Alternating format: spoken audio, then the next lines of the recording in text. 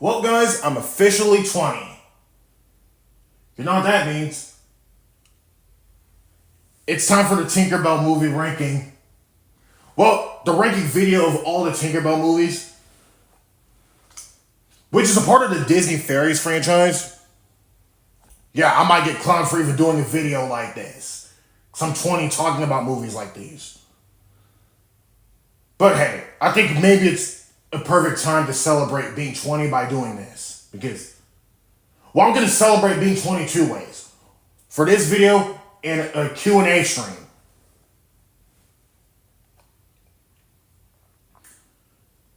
So,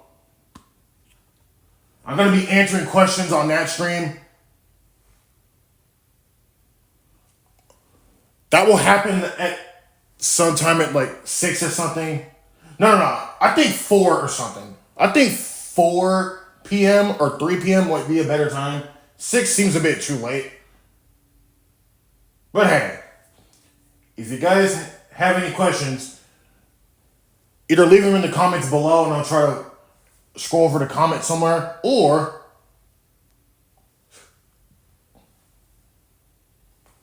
you could just wait until the stream starts at 3 or to 4 p.m. of today, and I will answer your questions. So without further ado, let's jump right into the very first film on the list. We're going to go from lowest to highest. 6 being the worst, which is probably a 6 out of 10. I think since y'all discovered this a few videos earlier, I think you should know which one is last place. All the way to first place, which is a complete, I guess, 9 to 10 out of 10. I'm going to see if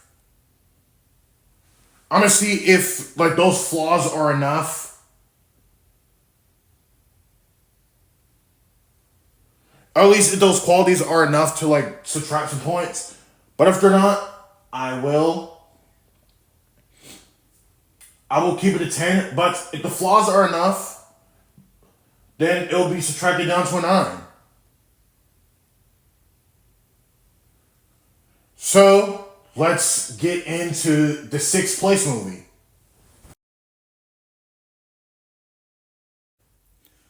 Now this one I'm pretty sorry to put in last place, but I said this a few videos before, but The Lost Treasure is probably the weakest installment in my opinion.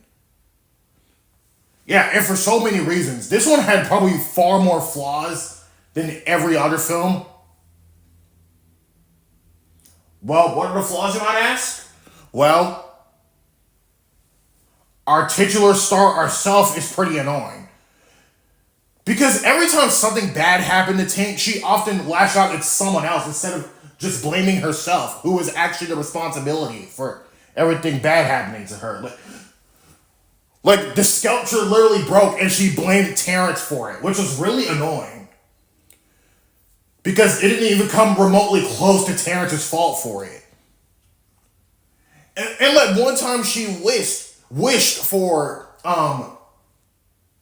Blaze to be quiet. She literally, the wish blew. Like she blew that one wish. She could have wished for the moon to be fixed, but she accidentally wishes for Blaze to be quiet. And she gets mad at Blaze for it, even though it's clearly her own fault. Yeah, that's literally her own fault. Well, technically it's Blaze's fault indirectly, but that was more of her fault directly. Oh, actually, by technical means, it's both their faults indirectly, I guess, but it's more of her fault than it is Blaze's. And speaking of which, let's move on to the other flaws.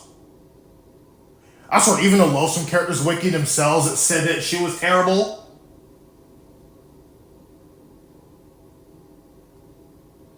And I can agree on that one. She was pretty annoying.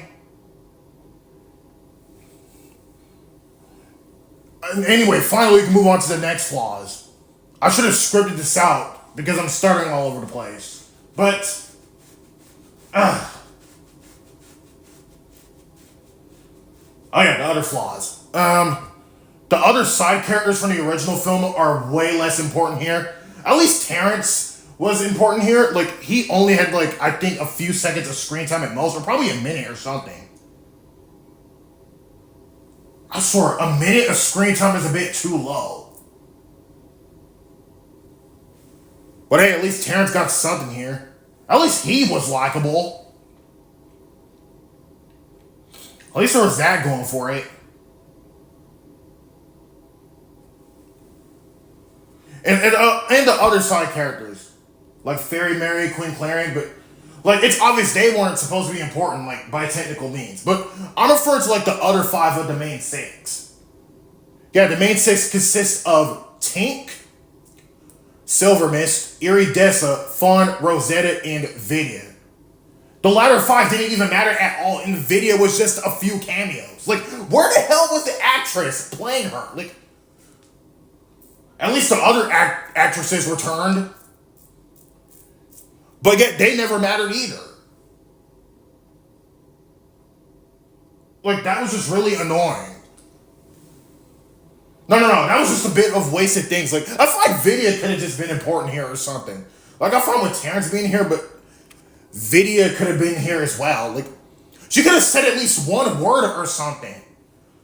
Nah, that's just wasted cameos, bro. But although to be fair, I think that's one of the redeeming things about her cameos. At least it was some foreshadow that she would change for the better in the next installment.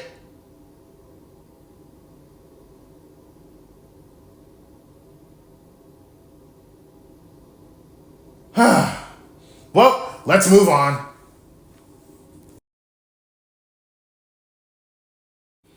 Okay, now we're moving on to our 8 out of 10s. I had to rewatch everything before even doing this video in the first place. I forgot to point that out before we started with the 6th place position. But for 6th place, well, no, 5th place, we have Legend of the Neverbeast. I was debating between the Pirate Fairy and Legend of the Neverbeast, which got the 5th place spot. They're still top 5, just not top 3. Like, neither of them are top 3. It's just that I had a hard time. But at the end of the day, the Legend of the Neverbeast was actually the 5th place one. Yeah, I know this might trigger a lot of people, because I liked everything about it except, like, 2 things. Well, there actually are a few bad qualities. Like, where were Clank and Bobble in Legend of the Neverbeast? At least they showed up in the Pirate Fairy. They never showed up here. With no explanation. Also, at least they showed up in the Lost Treasure. Also, I forgot to mention that the Lost Treasure was like a 6 out of 10. These two are like a 7.5 or even an 8 out of 10.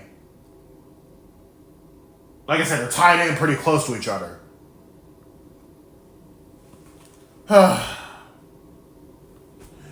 You know, I feel like, in my opinion, probably the worst part is probably the redemptions of the Scout Fairies, which are Nyx and probably the other unnamed ones. I forgot their names, but the redemptions felt a bit bad. Like, they just felt out of nowhere. Like, I mean, like, yeah, sure, by technical means, they're not villains per se, but... And they're just probably doing everything for the safety, but dog. They were still marketed as the villains anyway, so their redemptions didn't really go anywhere. So, that's probably the worst part. And I guess the final flaw I have to point out is the title. You ask me, well, what's wrong with the title? The full title is Tinkerbell and the Legend of the Neverbeast. Yet Fauna is the central character of this movie. It could have been called Fauna and the Legend of the Neverbeast, and I probably would have gave it a higher score. Yeah, title matters, people. Yeah, and I've probably came across a fair share of somewhat misleading titles, but like I said, Tink was still very important here, so I guess I'll give this misleading title a pass. And besides, at least the Pirate Fairy actually had a correct sounding title. This one didn't. Well, this one sounded slightly wrong. So... that's the 5th place position. This one is a 7.5. Debatably an 8 at best. But with those flaws, it drops to a 7.5.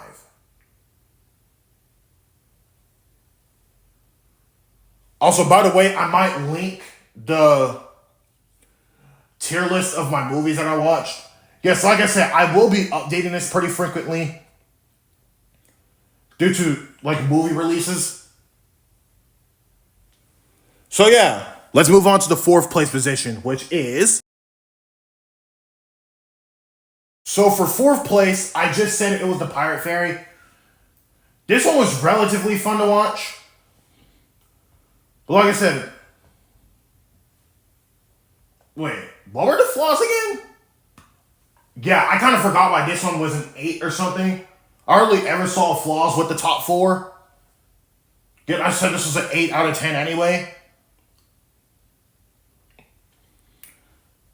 I guess the flaw here was that Zarina's redemption, which while it was okay, I guess, but the thing is, she only appears in this film. She doesn't even appear in The Legend of the Neverbeast. Which that's somewhat of a missed opportunity for a decent redemption. She could have at least helped out with the Neverbeast or something.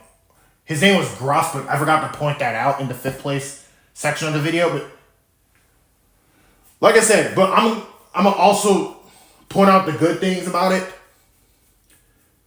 Which the talent switching, the humor was pretty good. The talent switching was probably the best part as it got to like discover how things would be. I mean, at least Tink got what she wanted. A different talent for once, which is the water talent. I'm gonna tell you all the talents that they switched over. Tink had the water talent. Silver Mist had the fast flying talent. Iridessa had the garden talent. Fawn had the... No. It was the light talent. Rosetta had the animal talent. And lastly, Vidya had the tinker talent, which she doesn't like. But hey, at least she learned how to get used to having the tinker talent. You know, and that's ironic coming from the original movie. And she said the tinker talent is probably the most useless talent. Yet here she is having this talent here. And she's frightened about it. Now this part I found absolutely funny. This is what happens when you call another talent the most useless one. No. This scene had me rolling on the fucking floor, bro. Excuse that part. But hey.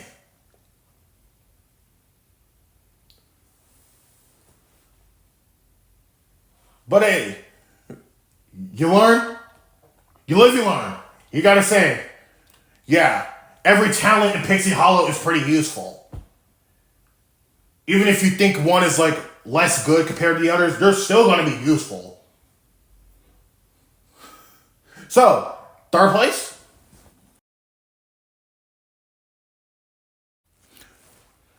Okay, for 3rd place, I have the original movie from 2008. Like I said, everything about it is pretty solid. Every character is at least fairly likable. Yeah, so we got... And this is like the introduction for most of the characters in the franchise. For the characters that were introduced here... everyone was likable. The animation was solid. The voice acting is pretty cool. And it outright fits the personality pretty well. But if there's one thing that prevents this from like being a 9 or even a 10, it's an 8.5, by the way.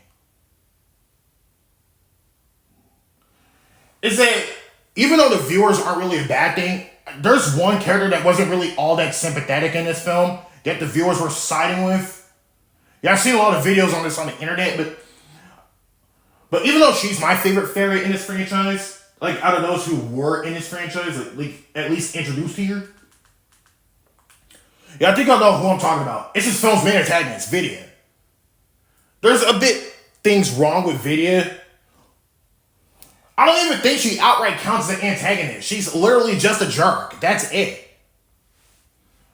Yeah, and that leads to the problem with the viewers. She's a jerk. She has no sympathetic traits at all. Yet people are somehow on her side. They sided with her over Tink.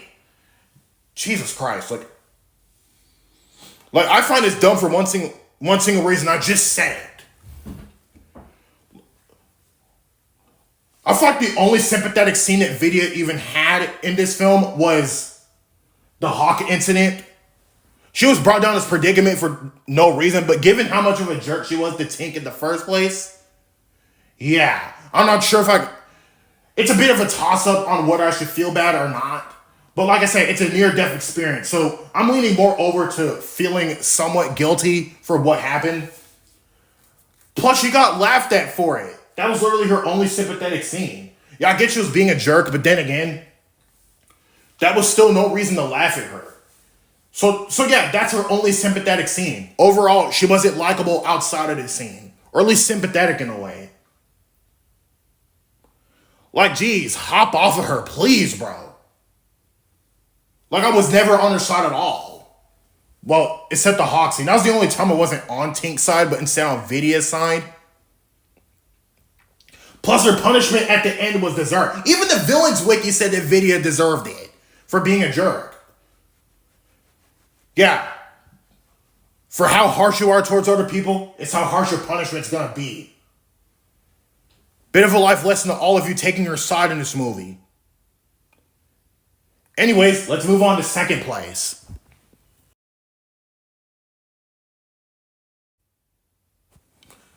Okay, for second place, I have Secret of the Wings.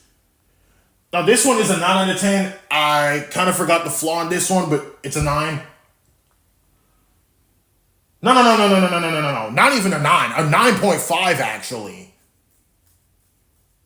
Yeah, and the first place film was also a 9.5, but I did say what the first place film was. I did spoil it quite long ago. Not that long ago, I mean. But Secret of the Wings introduced what appears to be a new area called the Winter Woods, which is basically where winter fairies live. And this is probably one of the only films to outright execute the long lost twin trope pretty well. Yeah, people say this trope is terrible. I talk for long periods of time, but it's the whole point of this video. It's to give my point of view on what I thought about this franchise.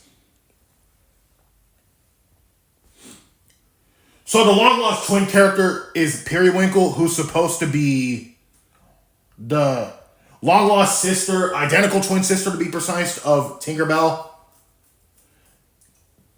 And let me tell you, she's very adorable and is a really good character design. And her interactions with Tink are really heartwarming. Everything about this film was really cool. The humor was really top-notch. Yeah, this is probably the most heartwarming film I think I've ever seen in this franchise. And probably one of the most heartwarming that I've ever seen in general. No, fun fact, did you know this movie was originally a B tier? I decided to move it up to A tier. The very top of A tier, to be precise, is a 9.5.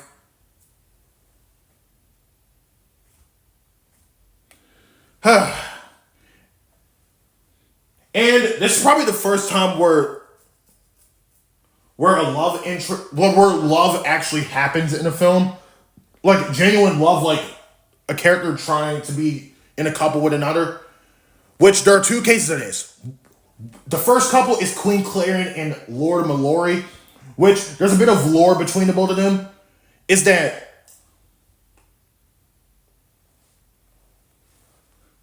what I mean by this is that the lore is that Lord Mallory did lose one of his wings over visiting Pixie Hollow. So this is why he's never shown flying at all. He's usually shown walking around.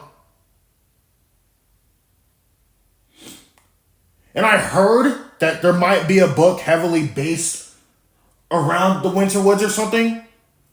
I mean, hey, at least it proves that they didn't forget about this franchise. Plus, both of them actually kiss. And the second couple is Rosetta and Sled. I don't think they outright kiss or show any... Well, they do show signs of being in love with each other. Some people did say that Tink and Terrence did show some signs of being in love, but... Hey, I'm not sure how true that is.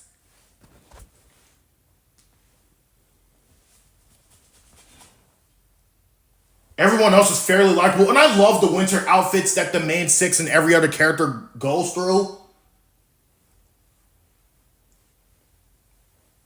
So yeah, let's move on to the first place installment.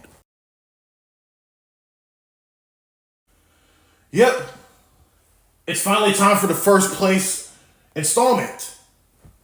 And y'all saw this coming from a mile away. No, not even a mile, a few inches. No, not even a few inches. 10 miles away or something. Heck, I probably saw this like 10 yards away or something at this point. But it's the Great Fairy Rescue. This one is probably my most favorite installment. It was my favorite installment as a kid, and it's still a favorite installment for me to this day. Because everything about it is pretty good. Every character was at least likable. Well, except Lizzie's dad. People say that Lizzie's dad was unlikable. People said that Lizzie was pretty annoying, but dog, what are y'all on? Bro, she's literally 9. Expect her to be annoying. Like, y'all should at least expect that. But hey, the dad being unlikable, I think that's somewhat expectable.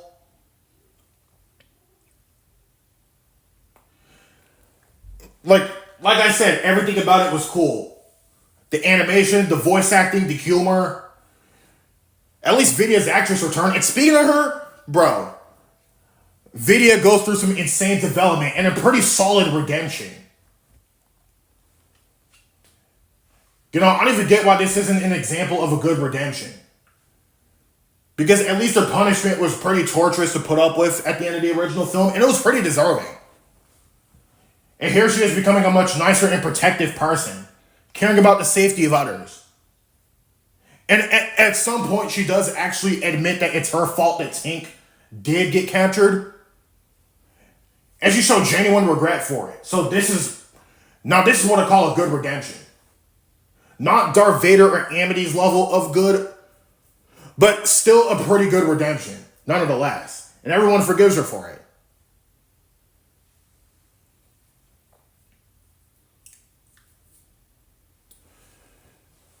And as for the humor, bro, there were a butt ton of funny moments. Like that scene where Fawn twists Rosetta's foot. And oh, let's not forget about that one scene where Rosetta refuses to go across the muddy river and Vidya ends up getting stuck as a result. But that does kind of beg the question, if no one else had trouble going across the mud or whatever, then how did Vidya have trouble? I guess she was just standing there for that long. It probably didn't look down or something. I think everyone else was looking down, which is probably why no one else got stuck.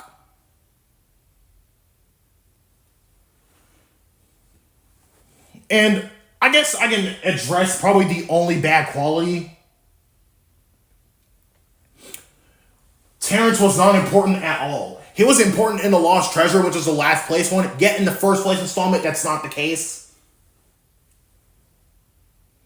Heck, so far The Lost Treasure is the only important role for him. But that's, an opposite of the main 6, which that's not really their important role here. But at least they were important here again. And at least Vidya got to speak again and go through some development. This is also the only time, I think, where Clank and Bobble were important.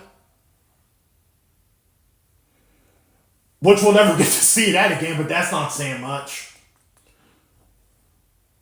And we all know Clank and Bobble are pretty funny characters.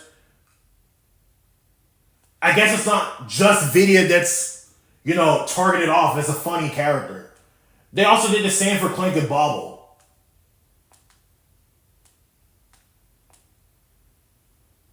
Because Clank and Bobble are pretty funny characters, and I'm glad to see them as pretty important. I mean, they were the very first friends that Tink even had. So, at least they got to join in on the rescue mission. So are all of Tink's other friends, with Vidya being the leader of this rescue mission. I feel like Terrence could have been here, and then boom, 10 out of 10. No, I realize it's a bit of a tie between Secret of the Wings and the Great Fairy Rescue over which one cut him in first. But ultimately, I never watched Secret of the Wings until like 2024. No, October of 2024 to be precise. It was funny and heartwarming to sit through. And the ending was pretty cool. The little tea party they have. This gives me an idea for a mini game for a fan game that I'm going to be doing in the future. I just, announced it in the previous announcement video. But like I said, those announcements will be deleted so you won't be able to get to see them.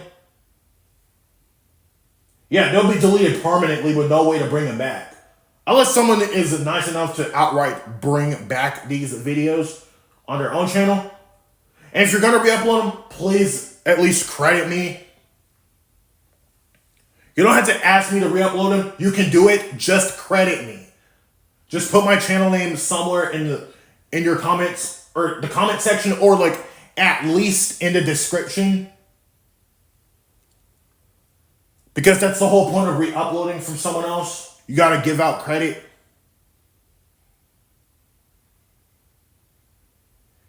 I feel like this movie alone is also the reason that people started shipping Tink and Vidya. At least they started to become closer friends.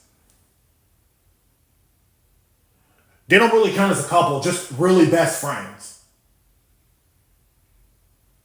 And I'm glad that Vidya became a nicer person. She's more sympathetic here than she is in the original movie. And it's not really all that close.